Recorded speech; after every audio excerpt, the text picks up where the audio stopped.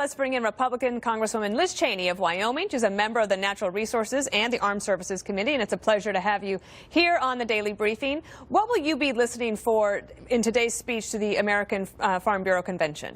Well, first of all, Dana, it's great to be with you, and congratulations on your show. You're making Wyoming proud every single day. I'm so excited President Trump is there at the Farm Bureau Convention. I think he's the first sitting president in over 25 years to address the Farm Bureau. And we will be looking to hear him talk about strides we've taken with respect to the death tax.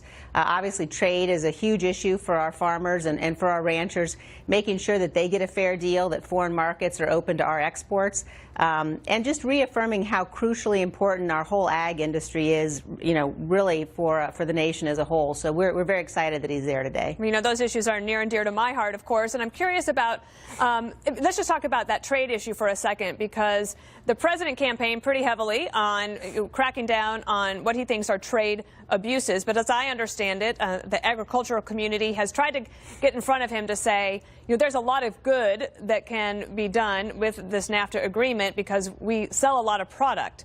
Do you think that that has actually made it through to the president's desk? I do. I think what the president has said all along is that he's not opposed to trade deals. He's opposed to bad trade deals. And, you and I both know, having served in the executive branch, that the value of a trade deal really comes down to how good the folks are who've walked in and negotiated it. And one of the things you can count on with this president is he's not going to be somebody who agrees to the kinds of trade deals that move American jobs overseas, and he's going to make sure that we aren't taken advantage of, and that, as I said, foreign markets are opened up to our product as well. What about issues like rural health care or even broadband connectivity? What are the big issues? Because, unfortunately, we talk too much about the coast, and we don't talk about rural America enough. What are the other two big priorities in your mind? Well, I think certainly, for our home state of Wyoming, Dana, we've seen tremendous positive impact from this president's policies. We've got revenues from leases, oil and gas leases on public lands up extensively. So across the board, whether you're talking about energy, whether you're talking about ag production, a president who understands fundamentally that people need to be able to make their own decisions, that the government needs to get out of the way. We've already felt in Wyoming certainly the impact of the regulatory reform of this administration, and we're beginning to see back to the tax cuts. We've got to deal with health care as well. Obamacare is continuing to be just a huge burden on folks all across Wyoming and across the country, and I hope that's something we'll get back to as well. Let me switch gears a little bit, because not only are you on the Armed Services Committee, but you are also going to have to vote to hopefully prevent a government shutdown.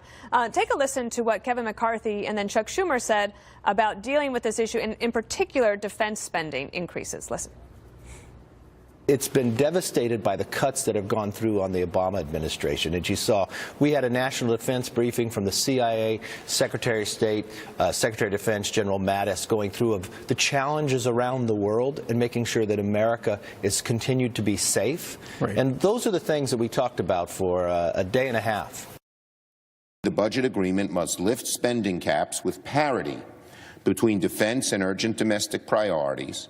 It must include disaster aid, a health care package, and an agreement to enshrine DACA protections alongside additional border security.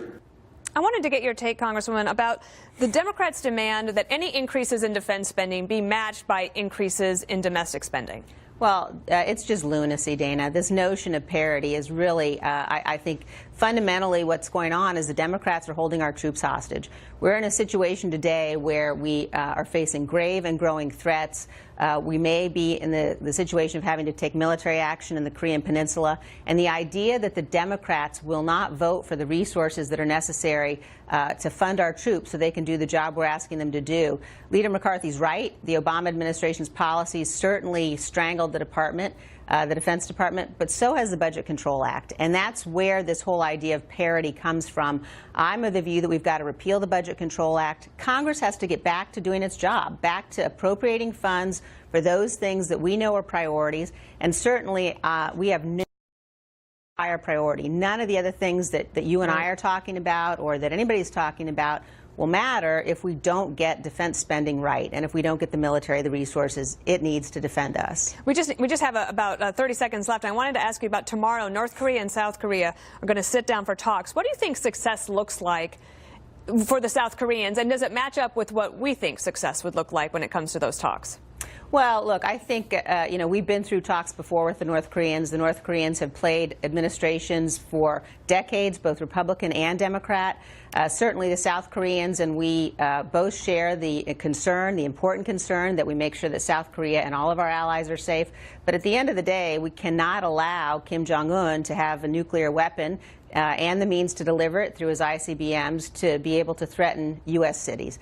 And I think we've been very clear about that. President Trump's been very clear about that. Secretary Mattis has been very clear. And we've got to make sure that we do everything possible to ensure going forward that we cannot be held hostage by the North Koreans. All right. Congresswoman Liz Cheney, it's great to hear your voice. You're welcome back anytime. Thanks so much. Thank you.